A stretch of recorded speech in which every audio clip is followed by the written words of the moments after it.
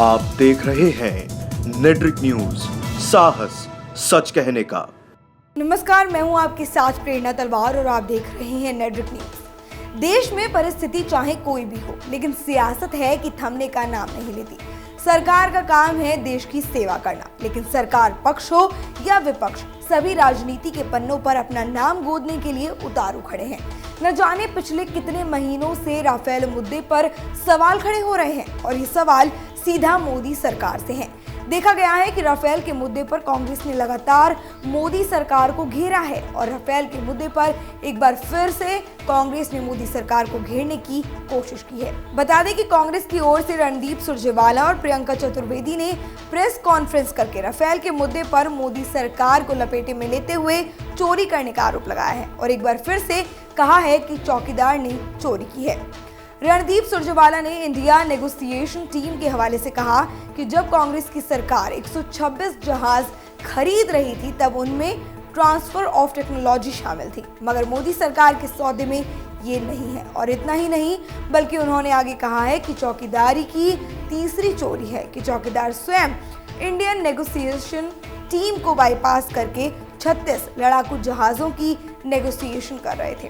और इस बीच बड़ी बात यह है कि इन 36 जहाजों के खरीदने का निर्णय इंडियन नेगोशिएशन टीम ने नहीं किया।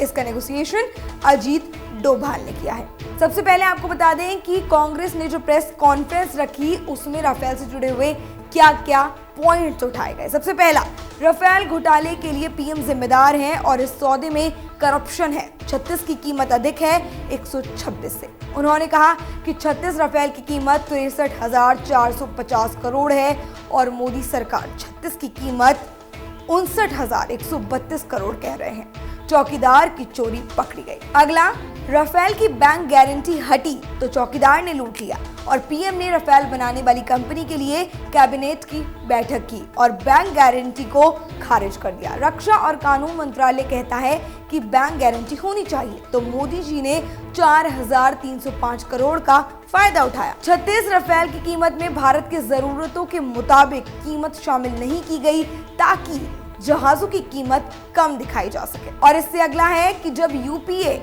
जहाज ले रही थी तो कीमत कम थी, लेकिन मोदी जी के समय कीमत बढ़ गई। और रक्षा सौदे में तकनीकी ट्रांसफर होना था, लेकिन इसमें शामिल नहीं था और 36 विमान 70,250 करोड़ के पड़ रहे हैं। चौकीदार सबको छोड़कर खुद डील कर रहे थे।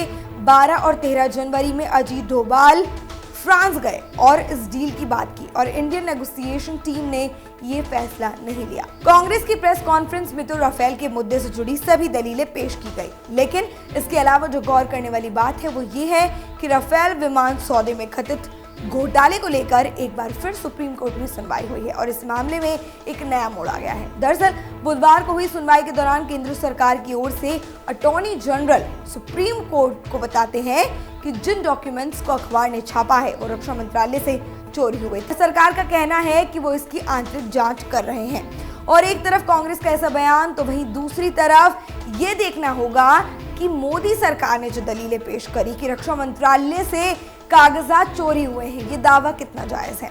फिलहाल आपको बता दें कि एजी के वेणुगोपाल ने कहा है कि जिन गोपनीय कागजों को अखबार ने छापा है उसको लेकर कार्रवाई की जानी चाहिए और अटॉर्नी जनरल ने कहा कि कुछ डॉक्यूमेंट्स को रक्षा मंत्रालय से चोरी किया गया और उन्हें ही आगे बढ़ाया गया है। और उन्होंने ये भी कहा है कि ये केस काफी अहम है और अखबार ने कुछ गोपनीय जानकारी सार्वजनिक कर दी है। और सुनवाई की शुरुआत में पुनर्विचार याचिका दायर करने वाले प्रशांत भूषण ने 8 पेज का नोट कोर्ट को दिखाया। हालांकि कोर्ट की ओर से कहा गया है कि वो इस मामले में कोई नया सबूत नहीं लेंगे, जो चीजें उपलब्ध हैं उन्हीं पर बात की जाएगी।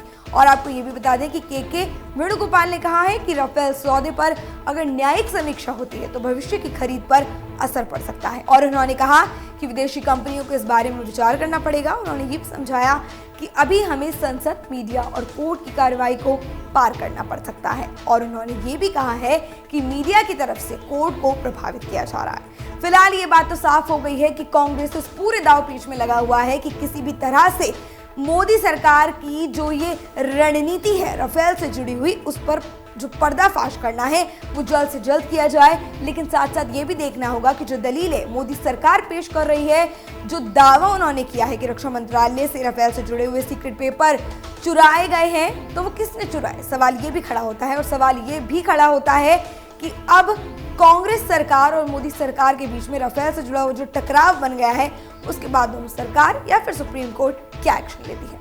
फिलहाल हमें इजाजत दीजिए। इस मुद्दे से जुड़ी और भी जानकारियों को जानने के लिए सब्सक्राइब कीजिए नेटवर्क न्यूज को। नमस्कार। हमारे साथ जुड़े रहने के लिए हमारे YouTube चैनल को सब्सक्राइब करें, साथ ही बेल आइकन को दबाएं। नेटवर्क न्यूज की खबरें सबसे पहले देखने के लिए।